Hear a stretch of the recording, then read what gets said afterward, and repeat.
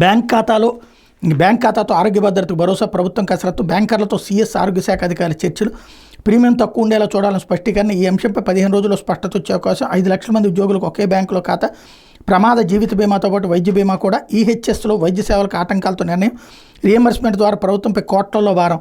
ఈ సమస్యలకు చెక్ పెట్టే దిశగా సర్కార్ అడుగులు అన్నటువంటి వార్తని హైలైట్ చేశారు.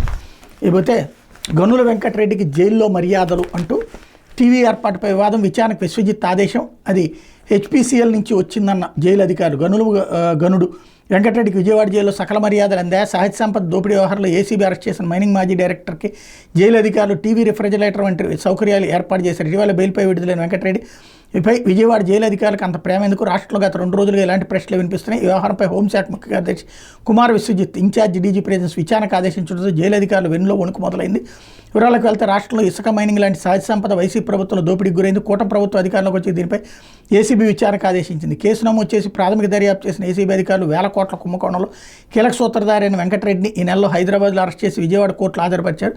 న్యాయస్థానం ఆదేశాల మేరకు విజయవాడ జైలుకి రిమాండ్కి తరలించారు. అయితే వెంకటరెడ్డి జైల్లో ఉన్న సమయంలో గత నెల 11 టీవీ రిఫ్రిజిరేటర్ విజయవాడ జైలుకు వచ్చాయి. తాజాగా ఆ విషయం వెలుగులోకి రావడంతో వెంకటరెడ్డి తన కోసమే వాటిని తెప్పించుకున్నట్టు ప్రచారం జరిగింది. అయితే జైళ్లలో ఖైదీల కోసం దాతలు విరాళంగా ఇలాంటివి ఇస్తుంటారని, అధికారికంగా వాటిని తీసుకుని పై అధికారులకు రాటిఫికేషన్కి పంపుతారని జైళ్ల శాఖ అధికారులు చెప్తున్నారు.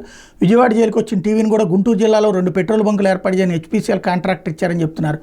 ఆ టీవీని బ్యారక్లో పెట్టాను తప్ప వెంకటరెడ్డి కోసం ప్రత్యేకంగా ఏర్పాటు చేయలేదన్నారు. ఈ విషయం మీద హోంశాఖ ముఖ్య కార్యదర్శి కుమార్ విశ్వజిత్ మాట్లాడుతూ డొనేషన్స్ వస్తుంటే ఇక్కడ టీవీ కూడా అలానే వచ్చింది.